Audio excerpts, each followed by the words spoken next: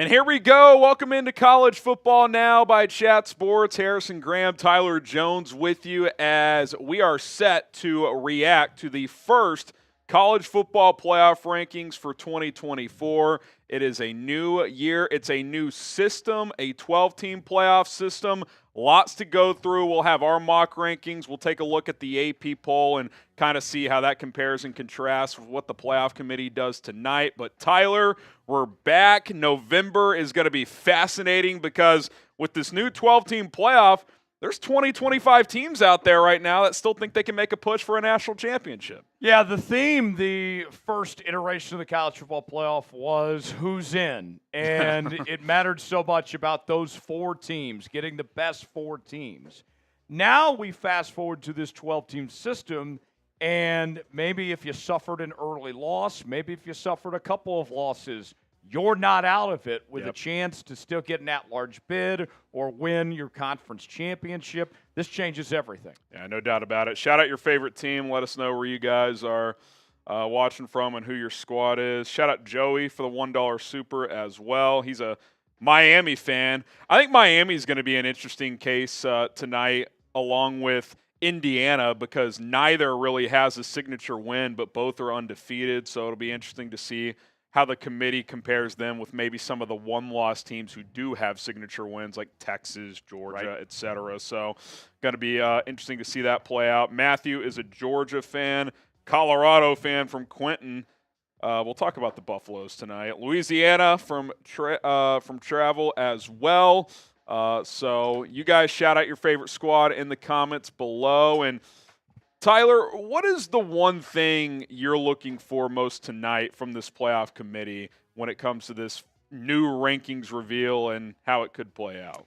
I'm very curious what the discrepancy is between the projected rankings versus what would be the actual bracket itself. Right. Is a Big 12 champion, like BYU would be in that position right now. BYU, are they going to be 9 or 10 in the rankings, but then actually be in playoff seeding, like 3 or 4? How big is that drop-off? I'm also very curious about Boise State tonight. Boise State's had a fantastic season. They look like they're on track to get that group of 6 automatic bid. Where are they going to shape up? And is there an outside chance that Boise State potentially could steal one of those top 4 conference playoff bids and get a first-round bye? Yeah, let us know. Do you like the new playoff? Do you dislike it? And by the way, Jack, that third note needs to say G6. I meant to tell you that. My fault on that. We'll get to that in a second. But, yeah, and we'll explain the new playoff kind of guidelines here in a second. But what you were referring to, Tyler, is the 4 highest-ranked conference champions will earn the top 4 seeds in first-round buys. So much for the best 4 teams. So I'll just give you an example. Colorado, they have a very real path to the Big 12 championship game. If they get there and win it, they could be 13th in the country but earn a top 4 seed because they won their conference. So that's very fascinating to see how that plays out. So I think the committee in this new system, they wanted to value conference champs. I feel like you could have done that without guaranteeing that being the top 4 seeds. Like, just make it a guaranteed playoff spot, not necessarily a top 4 seed. But this is kind of the new outline here. It's a 12-team playoff, the 4 highest-ranked conference champs, which I think in most years will be the 4 Power 4 conferences. There could be an exception every once in a while. Cincinnati would have been that. Cincinnati would have been that a few years ago. It's a great example. TCU, Boise back in the day when they were in the Mountain West could have been in there as well. Seeds 5 through 8, which will for the most part be at-larges outside of maybe a G6 conference champion. They will earn first-round home games, which I kind of have a quibble with that. I think the top 4 seeds should get to play at home in the second round as well, but that's a different conversation for a different day. And then, yes, the group of 6 is guaranteed a playoff spot. The Pac-2 falls into that right now. And with Washington State kind of looming, I mean, they potentially could be that team if Boise State were to suffer another loss at some point. So lots to dissect, lots to go through, and just kind of wanted to point that out, that the top 4 seeds in the bracket are not necessarily the top 4 teams that'll be ranked 1 through 4. Right. Big big discrepancy, and I think we're going to have to point that out quite a few times when it comes to those changes there. But we're asking you right now, do you like the expanded playoff? Type L for like, D for dislike. And I got to tell you, Harry, I think that with what we've seen so far this year in college football, in the post-Nick Saban era, there is more parity than what we've seen in a long time. A lot of good teams that can't separate themselves. This would be tough to do if we were still doing the top four and doing that thing. I would argue that the 12-team playoff came in at a perfect time with where the sport is at right now. Yeah, I think there's pros and cons to the portal, NIL, all this stuff, but I think the biggest pro is that there is more parity, and I was listening to a show the other day, a podcast, and the guy basically explained that, Georgia, Bama, these top programs are still going to get some of the best, but what's happening is that their top backups just transfer. And so, like, if Georgia loses their left tackle, well, all of a sudden they're on a third-string left tackle. So the depth is not what it was for the top blue bloods in years past, which naturally creates more parity because those number twos are going to other good programs and elevating those schools. So I think it's good for everyone involved in getting more teams. More thoughts on that in a second, but I do want to get a shout-out to our sponsor, Game Time. Appreciate Game Time for sponsoring today's show. The best place to get tickets to a college football game, NFL game, NBA, NHL, concerts, comedy shows, anything that requires you to purchase a ticket, Game Time is the place to go. So get off your couch this fall and go enjoy some raucous environments, some big-time college football games down the stretch of this season over the next month or so. If you're looking to take your significant other to a concert, surprise her, last-minute tickets, lowest price guaranteed, that is the motto of Game Time. Trust me, I've used Game Time on the day of several TCU sporting events, my alma mater, who's in shambles right now. But Game Time's hooked me up on plenty of occasions, and they'll hook you up as well. Use Game Time Picks, their newest feature, which is going to help you filter out the fluff of thousands of tickets available on any given event and kind of simplify it for you. They'll give you different price points throughout that venue and arena, and you can figure out what the best ticket is for you. Views from the seats, super deals, which are the best bang for your buck. A lot of cool features with Game Time. Go check them out today. So create an account. Use code CHATSPORTS, $20 off your first purchase only. Terms apply. That's code CHATSPORTS, all one word. Go check out Game Time today and go get your tickets. What time is it? It's game time. All right, Tyler, let's sprint through the AP Top 25 because after tonight, it's kind of irrelevant because what the AP poll does after tonight, they just react to what the committee's poll is, which is, I think, always hilarious. But you're kind of scrolling through here. I think a couple things that stand out is they're not valuing the Indianas and the BYUs of the world. They're saying their schedules aren't that good. And I think there's some truth to that, especially with Indiana. They have 0 ranked wins. Boise State, SMU, a couple teams I'm interested to see where they fall tonight. I think SMU sneakily has a pretty good resume, Tyler. Their only loss is to BYU by 3 points, and they just hammered Pitt at home. And the thing with SMU, too, that was the team that for years did not do much in the American or Conference USA when it came to competing for that next step. Then they go to the ACC this year. They get the money behind them. The Pony XS is back, and they've been fantastic this season. Big win against Pittsburgh last week. Shout out Eric Dickerson, baby. Yeah. Colorado's another team. I mean, their path to the playoff is real. If they can win out, their chances of getting to the Big 12 championship game are very, very high. And, again, if they win that game, they would be in the college football playoff. What a story that would be. I mean, kind of felt like after how last year finished and that ugly loss to Nebraska earlier this year that this thing could fall off the rails for Deion and the boys. You got to give them credit. They've kind of righted the ship here, and they're very much in the Big 12 championship race right now. Yeah, it's been a great story for Colorado and to overcome the issues that they dealt with in 2023. The offensive line's improved. The defense has improved. Shador's played very well. Travis Hunter, I think, is the favorite to win the Heisman Trophy right now. Colorado certainly making some noise. Yeah, speaking of that, who do you guys have as the Heisman frontrunner? This is like the core four right now. You've got Cam Ward, the Miami quarterback, Dylan Gabriel, who's balling for Oregon, Travis Hunter at Colorado playing both ways, 120 snaps a game, and then Boise State running back Ashton Genty, who is slightly slowed down in recent weeks, which, by the way, a bad game for him is like 150 yards and a touchdown, but he was averaging over 10 yards a carry through the first 5 or 6 games, but he's had a huge year. Would love to see him in the college football playoff. I think I do agree at this point. Travis Hunter would be my number one guy. I'd have Ginty 2, then probably Cam Ward 3. That's probably how I would vote. CNC says Travis Hunter. Papa Ron says Ashton Ginty. Ned Goodwin says Cam Ward. Brian says Travis Hunter. So I think it's still fairly open to see. Does Shador get in there too? Like, I know the Travis Hunter playing both ways story is awesome, but Shador's pretty damn good too. I mean, without him, are they like a 3-win team? Yeah, it's a very good point, and I think that Shador has certainly helped himself in the draft conversations. He's solidified himself as one of the 2 top quarterbacks in this year's draft. But yeah, Travis Hunter for me is that guy, is that Heisman front runner. To me, it's the Shohei Ohtani type effect where.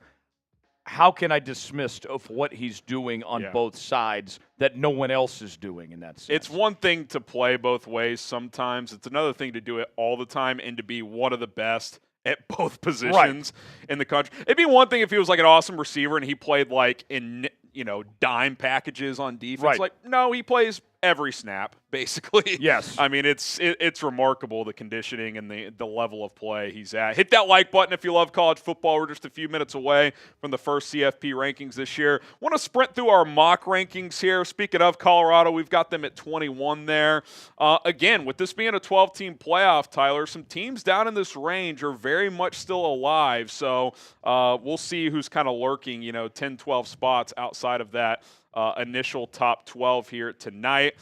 Kansas State drops a little bit, and Clemson last week. I think Clemson's in trouble. I'm not sure they can overcome a second loss. Now, they could get to the ACC title game still, and if you win that, you're in. But it feels like their at-large chances kind of fell apart last week. Yeah, I think so. They're going to have to win their conference to get to the playoff at this point. But that's what's going to make it so fascinating when you get to conference championship weekend. Those games essentially are playoff games now. Yeah.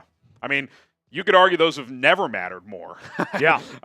You have a bye on the line. For some teams, it's win or you're done in terms of making the playoff, whereas in some years, like Georgia or Bama, it's like you don't even have to win this game. Right. Now it means so much. I mentioned SMU. I think this, like, 9 through 15, Tyler, with some of these 1- and 2-loss teams, going to be very interesting to see what the committee values. Like Penn State, real quickly.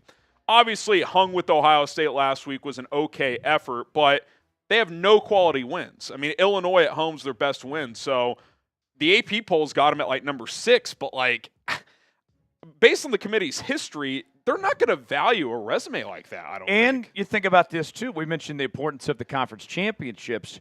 Getting there as well, Penn State might not be able to make the Big Ten title game despite having just one loss. I think they have to win out to make the playoff. I think if they lost the second game based on their remaining schedule, I don't think they'd get an at-large at 10-2. Notre Dame's another interesting one, Tyler. Obviously, they have the A&M win, but they did lose to Northern Illinois, who's not even a good MAC team. They're 4-4. I've got Bama at 9. They have a win over Georgia. The committee historically has overvalued them, so I do think they'll be a little higher than people think, despite them not really looking the part the last month or so. And then you get into the top 5 here. I'd be shocked if Oregon wasn't number 1. I think 2 through 5 right there, you could debate pretty heavily, but Oregon's unbeaten. They have a win over Ohio State. It seems pretty cut and dry. And they got the non-conference win against Boise State as well. Yeah, and I think that actually helps Boise too, because if the committee watched that game, they outplayed Oregon. Great game. I think the Broncos are going to be ranked pretty high tonight. All right, first college football playoff rankings about to be revealed by the committee. Harrison Graham, Tyler Jones. We react next here on College Football Now.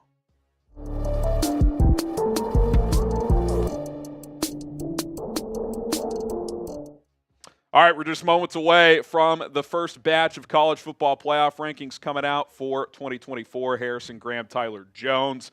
Let us know who your favorite college football team is in the comment section, the live chat right now. And Tyler, for those just joining us, first year of the 12-team playoff system. We'll kind of explain the new rules in terms of how you qualify for the playoff, but going to be fascinating to see what this committee does tonight. Yeah, it's uncharted territory that we're walking into now. So many changes in college football this year, from conference realignment and now this 12-team format. And tonight, it might be confusing to people, the fact that we're talking about you have the committee rankings, and then you have the actual playoff projections themselves. Those are going to be two different things. And tonight, I'm very curious to see what the difference is between those committee rankings as opposed to what the actual playoff would look like. And to further explain that, the top 4 seeds in the 12-team bracket are not necessarily the top 4 ranked teams, because the way it works is the 4 highest conference champions will earn the top 4 seeds. So if 2 or 3 loss Colorado, for example, wins the Big 12 championship, they will earn a top 4 seed and a bye in the first round of the playoffs. So there are scenarios where if you win your conference championship game, you earn a top 4 seed, or if you lose, you're out. Like, that is very much going to be on the table for some teams. Seeds 5 through 8 will play at home in the first round of the bracket, and then one group of 6 team is guaranteed a spot in this new 12-team playoff. Most believe that will be Boise State, at least with the highest ranking tonight, with some other teams like Army, Washington State lurking behind them potentially. Yes, a lot to unfold here. Boise State's been impressive, and we want to ask you guys, do you like the expanded playoff? Type L for like, D for dislike. I'm a fan of this expanded playoff, Harry. I think that we've seen a ton of parity in college football, and this 12-team format, we are going to get, I think, a decent number of teams that have a realistic shot to win the championship before. In the past, it was all about just a few teams. Now, with the way the college football world has changed, this is, I think, setting up to be a fascinating postseason. Yeah, I look at this right now, Tyler. Who do we think is the most dominant team in college football? I don't know if that can be answered. I think Oregon's worthy of the number 1 ranking, but Ohio State easily could have beaten them. Boise State easily could have beaten them. They've been playing a lot better as of late. I mean, hell, they almost lost to Idaho week 1. They didn't play well against Idaho. All these teams in the top 6 or 8 are beatable. Carson Beck, I'm sorry, like, Georgia's got a dominant defense, and when they're locked in, they're tough to score on. But if he's going to keep throwing 2-3 picks a game, they could lose in the quarterfinals of this new system. So I just look at this up and down. I think when the 12-team playoff is set in about a month, there's going to be 6, 7, 8 teams feeling like if things go their way, they could make a run to the national championship game. Oh, yeah. And you look at, traditionally speaking, if a team got off to a rough start, then that was it for them, right?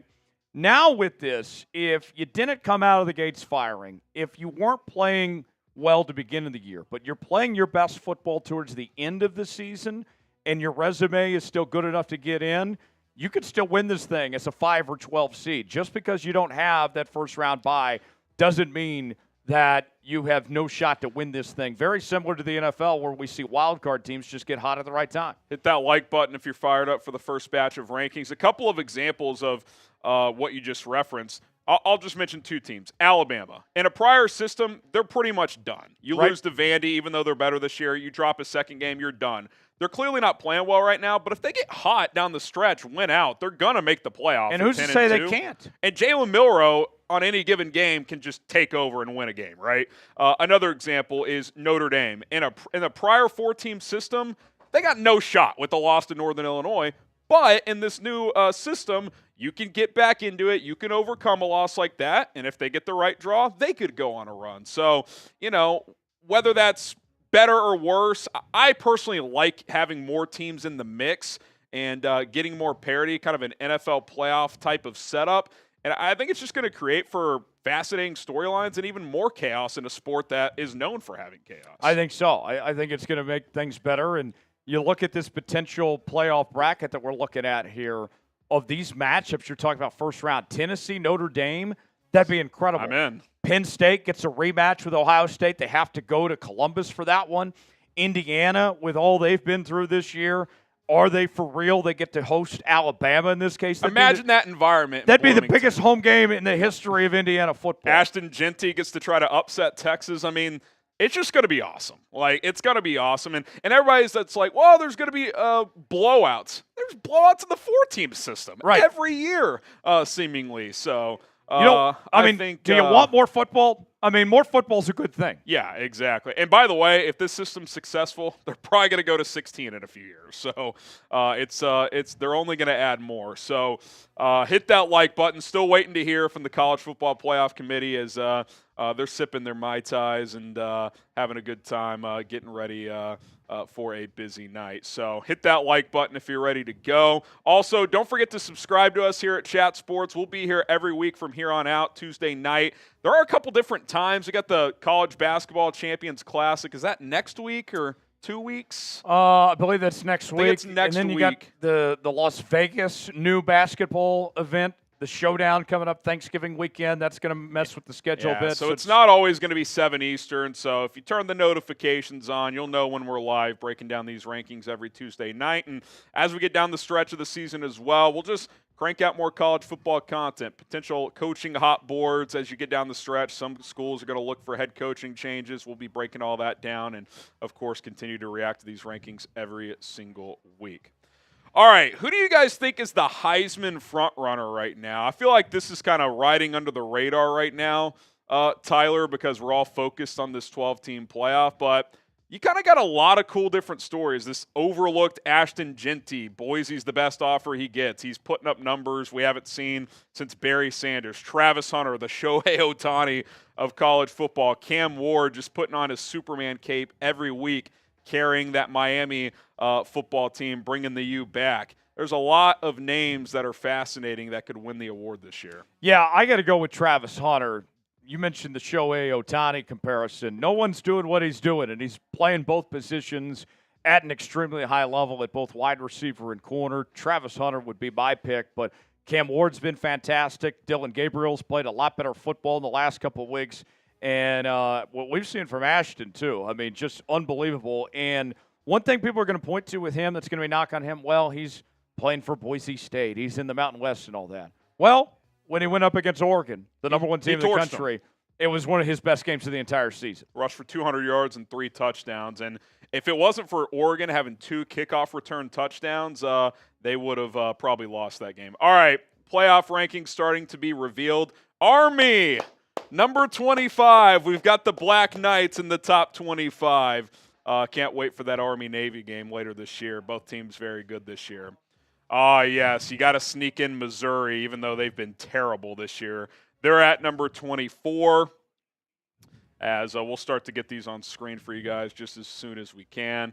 Army at 25, Missouri at 24.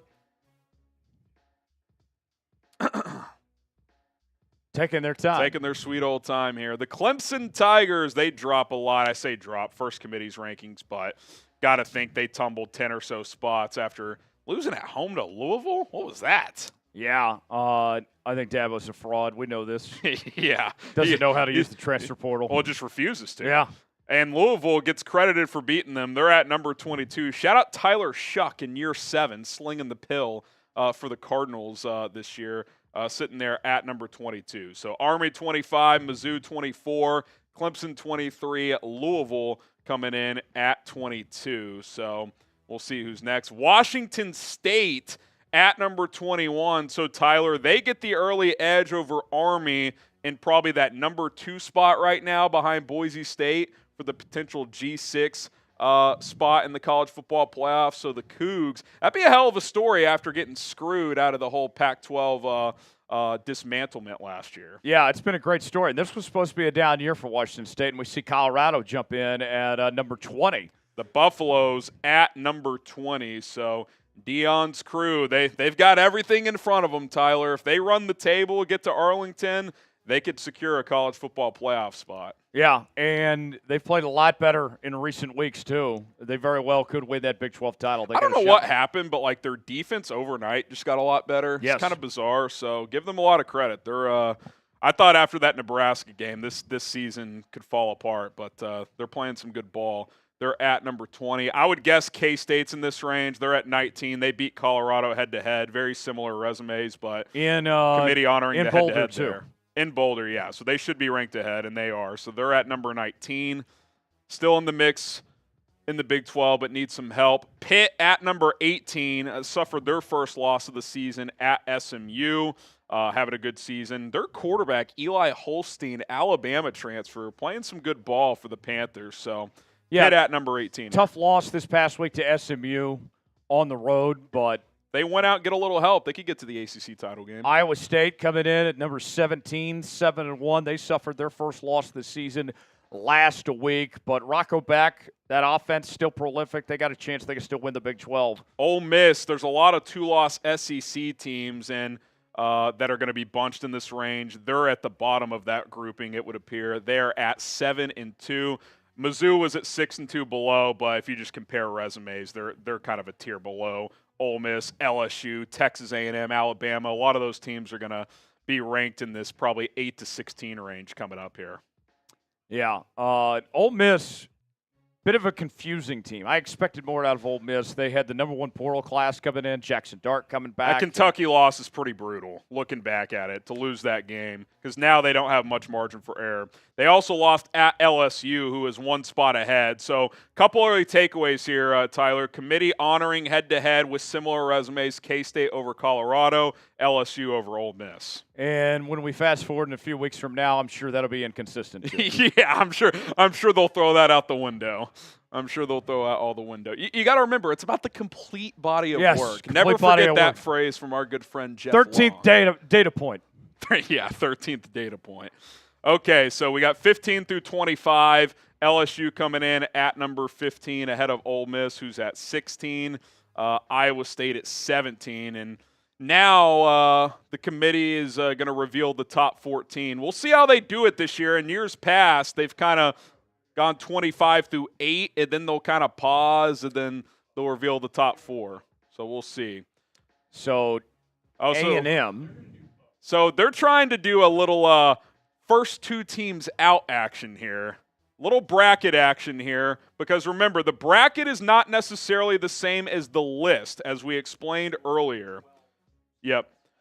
Texas A&M ranked number 14 in the college football playoff rankings. SMU at 13. The Mustangs having a great year on the hilltop. Big win over Pitt last week. Now we get to answer the question, who's in? Well, Boise's in the top 12, which I think is correct by the committee. Yes. I think they got that right. So not only are they the top group of 6 team, but they are in the top 12 as well. So remember, the top 12 ranked teams aren't necessarily how they would be seeded in the bracket. So it just happened to work out. It just happened to work out conveniently for the committee. Boise State is the 12th ranked team. They're also the 12 seed in the bracket, Tyler. Yes, and I think that's going to be something to monitor is with Boise State's ranking. Can they move up? How far can they move up, or are they going to kind of plateau at 12? Yeah, potentially? I think 10's probably about as high as they could get. Alabama is the 11th ranked team. They are also the 11 seed. So remember, the top 4 seeds will be projections of who the highest ranked conference champions would be as of this point in the season. Bama, of course, as of now, would not be expected to get to the SEC title game. So in that scenario, that would set up Boise State as the 12 to play the 5 seed on the road, Bama as the 11 seed to play the 6 seed on the road. Yep. And the winners of those matchups, the 5-12 would play the 4, the 6-11 would play the 3. Yep, that is correct. So we're going to get to the top 10 here as we fill out the rankings and the bracket here. We'll kind of continue to show both visuals for you guys, and still learning as we go. We'll continue to explain how it works. It's new for all of us. Notre Dame at number 10. They're also the 10 seed. Obviously don't play in a conference. They're an independent. Suffered that loss to Northern Illinois, Tyler, but have righted the ship since then. They have a nice road win over Texas A&M. That's going to carry a lot of weight.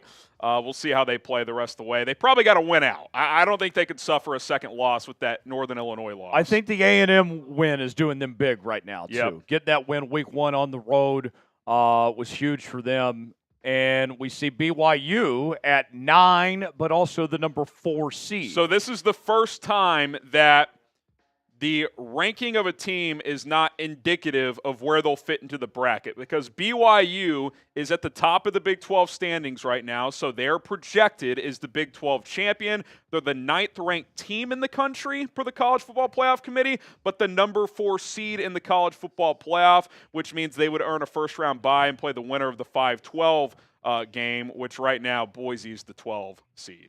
Yes, and that'd be big. BYU rewarded for winning your conference, assuming they do, to get the bye and to get the number 4 seed to take on that 5-12 match would be a big deal for them. I kind of, maybe it doesn't matter as much right now because they would get a top 4 regardless, but I think committee's undervaluing them a bit right now. They have a road win at SMU, who's top 15 in the country. They're undefeated in Big 12 play. That's one of the better non-con wins in college football. At the time, it didn't feel like it, but that's a pretty significant win, and they're only at number 9 despite being undefeated. Indiana is the number 8 team in the country, but they slide into the 9 seed right now, so they would feed in that 8-9 game, which would play the top seed in the country, who we think will be Oregon, but we'll have to wait and see. And a huge difference between being the 8 or the 9 because that's a road game for Indiana. Yep. As opposed to getting a home game if they were to fall into that spot. Yeah, so again, they're the number 8 team, but the number 9 seed because BYU leapfrogs them for being a projected conference champion here. So keep following along with us. We'll continue to explain it as we go. Still have 7 teams to go to fill out not only the rankings, but the bracket as well, including 3 more conference champions, the SEC, ACC, and Big Ten in this case. So we'll see who's next. I would imagine Tennessee. Tennessee, there it is. They're the number 7 team, number 8 seed. So you would have Tennessee and Indiana playing each other in Knoxville, which would be a pretty fascinating matchup, to be honest. I mean, I'm excited to see what these two teams can do. That'd be a great basketball game, too. Yeah, no doubt about it. But if you're Indiana, though, don't be too disappointed because you still have a chance for the Big Ten championship. They got Ohio State in 3 weeks, I believe, 2 or 3 weeks. So even though they're not, the committee is not given the credit of being at the top of the standings. In their minds, they could be thinking, hey, we're still in position to be one of those top 4 What's seeds. going to be interesting is if you're Indiana. If you lose to Ohio State, win every other game, but aren't in the Big Ten title game, will the committee respect them enough to be in the bracket? It's hard for me to imagine a one-loss Big Ten team not making the college football playoff. Yeah, I would agree. And by the way, they are overvaluing Penn State here. Yes. Just want that on the record. Their only legitimate opponent they've played, they lost. Indiana being ahead of Penn State, I get Penn State's played Ohio State, but they lost that game, so might as well just have Indiana higher. They have Penn State as the number 6 team, the number 7 seed, so Penn State, Notre Dame, take the under, folks. Yeah, and so we're 1 team away. When we get that 5, we would have an idea of potential first-round matchups of what that would set up. And it looks like it's going to be the Texas Longhorns, maybe? Getting word about Texas here. Let's see. Because the teams you have left are Oregon, Texas, Georgia. Who else? Ohio State. Ohio State and Oregon, who's expected to be the top seed and number 1 overall team. It is Texas, who is the 6th seed, but the number 5 team. So Texas, Bama. Texas and Bama who don't play each other in SEC play. That would be pretty electric. So a conference game featuring them for the first time this year, and that game would be in Austin. Yeah. The last 2 seasons they played, last year in Tuscaloosa, the year prior in Austin. And the prior 2 matchups, both the road teams won both times. So game would be in Austin. So 1 more at-large projection and then more conference champs. But first, they'll jump to Miami, who they have as the number 4 team? 14, yes. number 4 3 team, seed. number 3 seed. So the winner of Texas and Bama would then play Miami in the quarterfinals? Yes. So Miami. No, it'd be the quarters. It'd be the quarters. So Miami is the fourth-ranked team, number 3 seed. So The 3 teams remaining are Oregon, Georgia, and Ohio State. I would expect Oregon to be number 1. I think the debate is probably 2 and 3. Is it Ohio State or is it Georgia? I think so. And in this case, but Ohio State would be the 5 seed no matter what because they are not a projected they're say conference Oregon champion. would be the conference champion. So Georgia's the 3. Yeah, so Georgia gets the 2 seed, but they have them ranked lower than Ohio State, which is an interesting distinction. And then Ohio State is the number 2 team, but they're the 5 seed because Oregon, who is the number 1 team, is the projected Big Ten champion. So just to kind of recap all that, and we'll show list form as well, this is the bracket, Tyler. So the Oregon Ducks are the number 1 ranked team and the number 1 overall seed because the top 4 seeds are the highest ranked conference champions. Georgia is the 3rd ranked team, but they get the number 2 seed because Ohio State, who's number 2 in the rankings, they do not get a first-round bye because they're not a projected conference champion right now. Miami's a projected champ. They're the 4th ranked team, but the number 3 seed.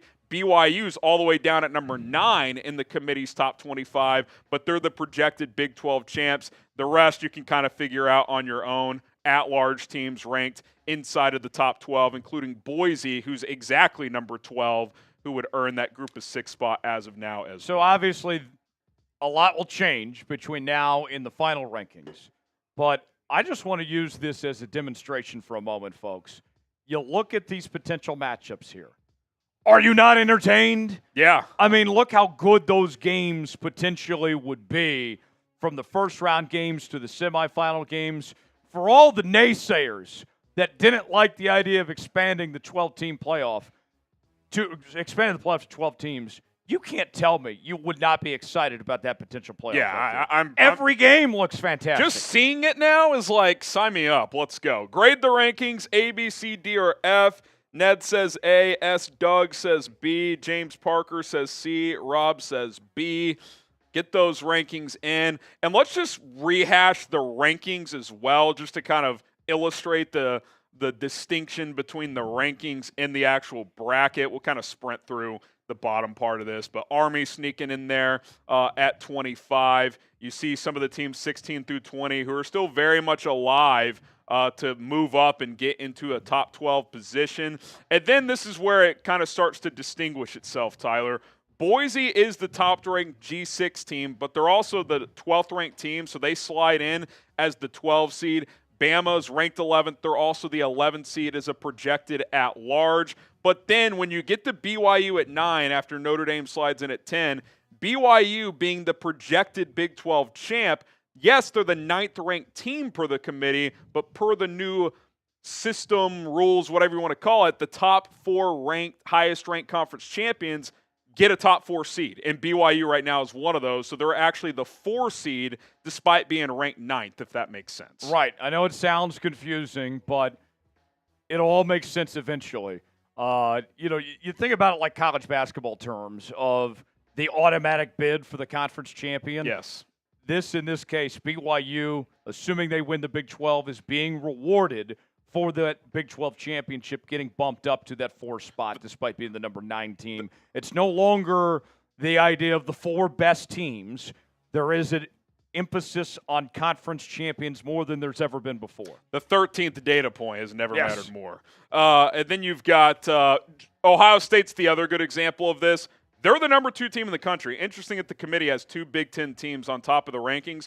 But Ohio State's actually the 5 seed and would play in the round of 16 in this bracket because Oregon is the projected Big Ten champ. So Ohio State in that scenario cannot get a top 4 seed. So despite being ranked number 2, they would play in the first round and host Ashton Genty, which that's a pretty scary opening round game despite being the number 2 team in the country. And Boise State very well could pull that off. We mentioned how Boise State looked against Oregon, but you think about Ohio State against Nebraska a couple weeks ago, didn't look so hot. No.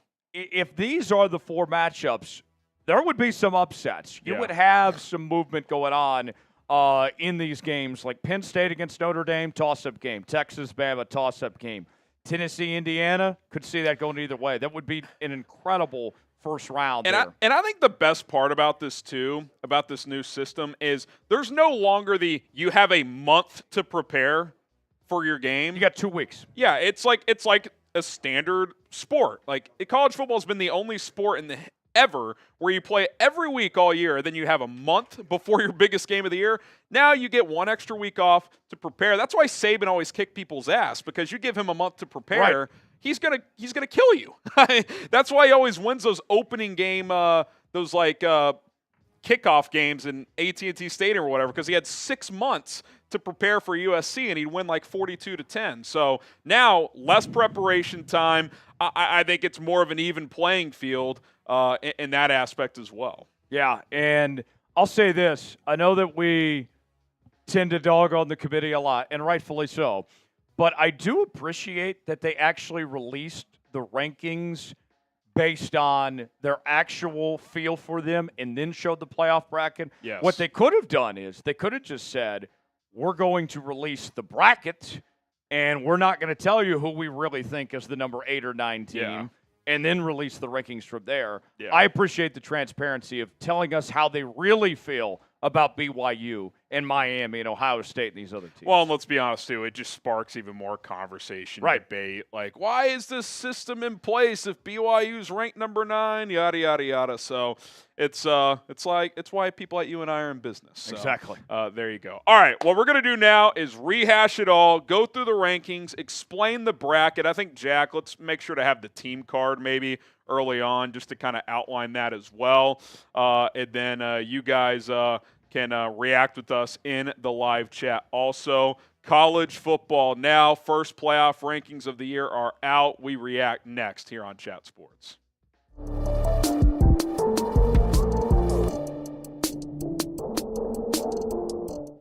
What's up? Welcome into College Football Now. He's Tyler Jones. I'm Harrison Graham. The first batch of college football playoff rankings are out, and for the first time ever, it's based on the new 12-team playoff system. So before we react to the rankings and kind of distinguish the difference between the top 25 and the 12-team bracket, let's kind of explain some of these rules, Tyler, because it is the first year of this 12-team expanded playoff.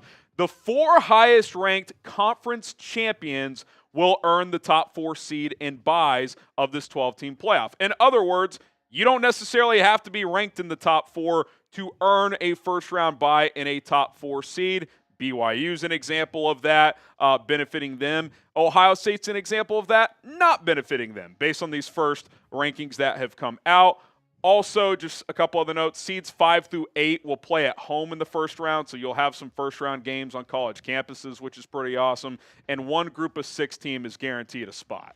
Yeah, it's a totally different format than what we've seen in previous years. I know it may be confusing to some, but we'll explain more as we kind of go along the way here. But basically now, to kind of put this all in a nutshell, folks, in years past, by now your team may be out of it already with a loss or 2. But as long as you are within your conference championship race, you still got a chance at this point in time. And then you have the at-larges that are at stake. This, I think, comes at a perfect time for the sport where there's more parity than what we've seen maybe ever with so many good teams right now. I'm fascinated. And with what we're about to show you, these playoff rankings, we're setting up for some fantastic potential playoff matchups here in this first year of the playoff. Yeah, it's going to be a lot of fun. Subscribe to the channel. Join us on this journey as we will continue to keep you guys up to date on everything going on in the college football world. We'll be live every single Tuesday night reacting to these rankings, giving our analysis, and a whole lot more, so do not miss out. All right, let's get to the rankings. Let's show the top 25 first, and then we'll distinguish the difference in how the bracket looks based on some of the teams actually ranked in the top 12. So, and remember, Tyler, with this being a 12-team playoff, these teams lurking down here, 15 to 25, very much still alive, especially Washington State and Army. If Boise falters down the stretch, they could be in position to get one of these, to get the group of 6 playoff spot. Yeah, it's not over till it's over. And, Boise State, we love their running back. God forbid something happens. Yep. That might be a whole different bowl game for that team. What if they lose in their conference championship? They've had some close calls over the last couple of weeks. We'll see what happens, but a long ways to go in figuring this out. Clemson probably out of range to get an at-large, but still alive in the ACC mix. And again, if you win your conference, you earn a top 4 seed. Colorado, Kansas State, couple of Big 12 teams with 2 losses. If they could find their way to Arlington, going to be tougher for K-State because they have 2 conference losses. Colorado has just 1, so even though they lost the head-to-head there, Tyler, the Buffaloes actually in a better position to reach Arlington. Iowa State lost their first conference game of the year, but those teams still in the mix in the Big 12. And, again, you just got to get there. Then if you win that game, you're in the playoff. Yeah, just got to get there. Kind of shot at that point in time. And you look at that Big 12 race. I know that BYU's undefeated, but Iowa State, K-State, Colorado, that to me is the most fascinating of breaking down these conference playoff pictures, because you very well might just have only one Big 12 team make the college football playoff. It might come down to a conference champion to get in and to get that first round bye. The interesting scenario will be this. If BYU is 12-0 and loses in the Big 12 title game, do they still get in? That'll be fascinating to watch. We'll get into the top 15 and then the bracket here in just a few moments. But first, I want to tell you about our sponsor here on today's show. That is Game Time. If you're looking to go to a college football game down the stretch, some big ones coming up, hell, some college football playoff games, who wouldn't? Game Time is the place to get your tickets. Get off the couch this fall and go check out a college football game, an NFL game, basketball, NBA, and college, NHL as well. Lots to go do. Concerts, comedy shows. I always use Game Time because last-minute tickets, lowest price guaranteed. It's not just a motto. It's typically how it plays out. If you wait closer and closer to certain sporting events, those tickets start to drop, and you're able to get your tickets in plenty of time and go see your favorite teams and performers play.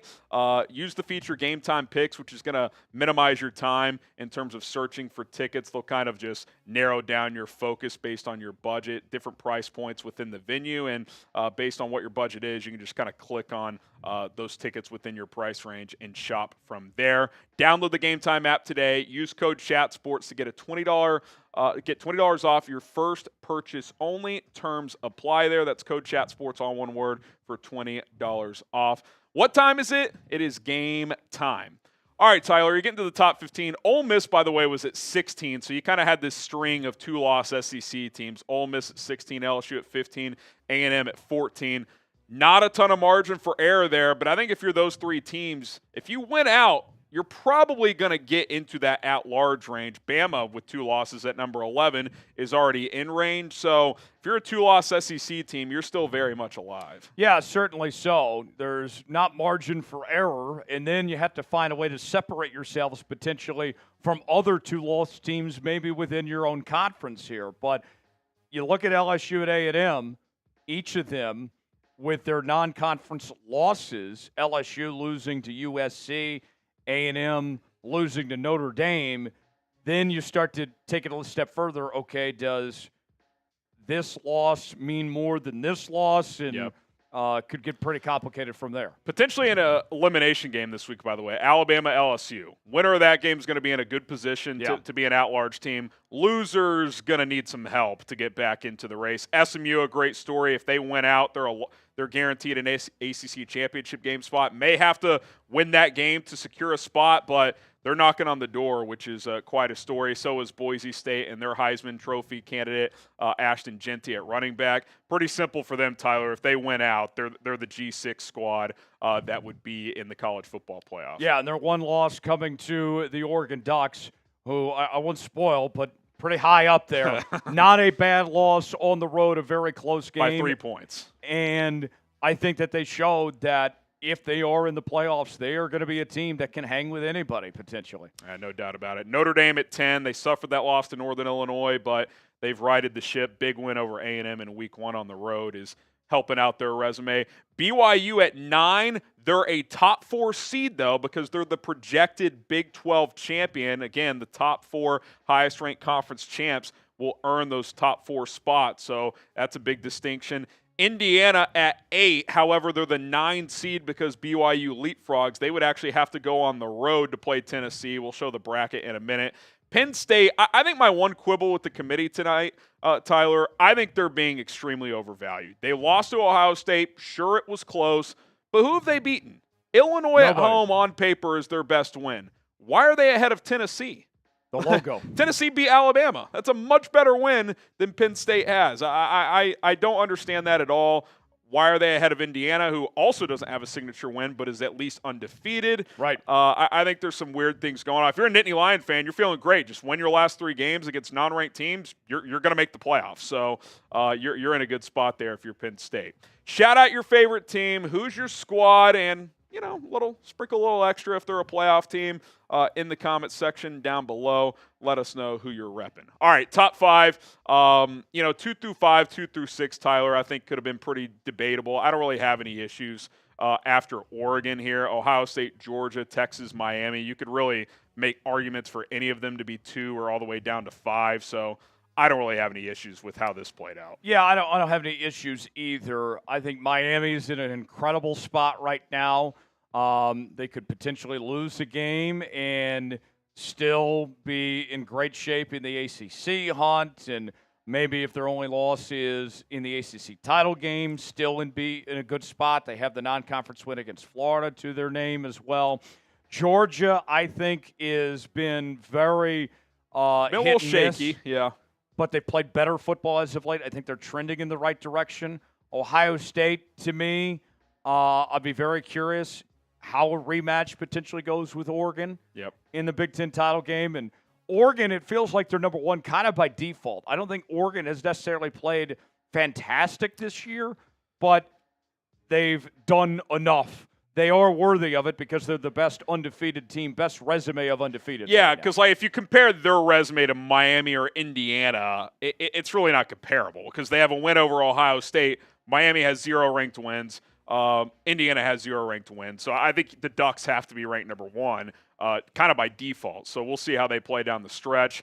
But you turn this into bracket mode because you see Ohio State number 2, not in the bracket because, again, Oregon gets the Big Ten Conference Championship nod there. So Ohio State would play in the first round as the 5 seed, Tyler. And, hey, Ohio State, you're number 2. Your reward is Ashton Genty in Boise State coming to Columbus. So, they're valuing conference championships. They don't want to diminish those games in this new system. So you look at the bracket, this is how it shakes out. Yeah, think of it like NFL terms. It's the value of winning your division. Yep. In that sense that these teams are being rewarded for this. But even if you're Ohio State, just because you're the 5 seed, that doesn't mean you're not in great shape. You still would have to go by Boise State and then play BYU. It's a pretty good draw, granted. Who is the worst of those 4 based on seeding. That's not a bad spot to still be in position to get to a semifinal. Yeah, no doubt about it. And, hey, you get a home playoff game, too. There's value in that, too.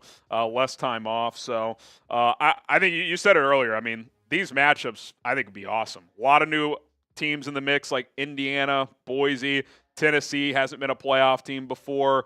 Can Penn State win a big game of this caliber in that spot under James Franklin? I mean, Texas, Bama, would it get much better than that in terms of brands? And the fact that we're not going to get to see them play in the regular season. You'd get it here in this scenario. Then we're making up for having these major conferences. Yeah, pretty all awesome. Of a sudden. To me, I'm a fan of it.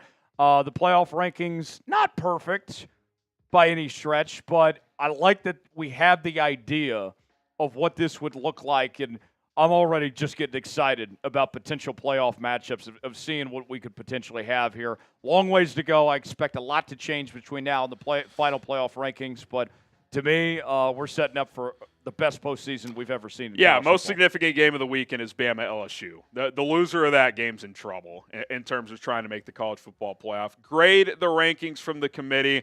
I give it a B+, A-. I don't agree with Penn State's spot, but they're probably worthy of being top 12, so it doesn't matter that much here on November 5th. We'll see how it plays out and how it ages over the next several weeks, but I think all in all, you'd have a lot of good matchups there and be very, very exciting. And I think what this outlines too, Tyler, regardless of how this plays out, you're going to get some really fun matchups. Absolutely. You're setting up for an incredible postseason, and we've complained so much about these meaningless bowl games, players opting out and all of this. Yep. We have saved the college football postseason by having these expanded playoffs, by getting these great matchups. it's going to be a heck of a time. Yeah, going to be great. Grade those rankings like we said, and join us every Tuesday night as we react to the college football playoff rankings. All right. Thank you guys so much for tuning in. Shout out to producer Jack Lauderay on the ones and twos making this show go. Tyler, any final thoughts before we call it a night here at Chat Sports? The thing I want to point to, the Big 12 race. Yep. That is going to be fascinating. Feels like a one-bid league. Unless BYU's 12-0 and loses in the Big 12 title game, it would be fascinating to see how the committee handled that. And I think K-State could still figure it out. Colorado, Iowa State.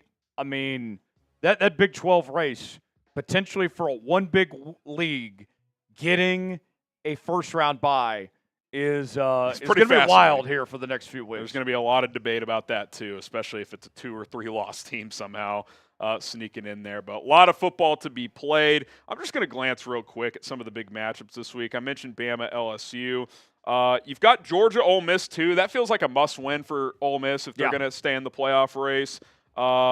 Michigan, Indiana. Michigan's down, but that's still somewhat of a test for Indiana.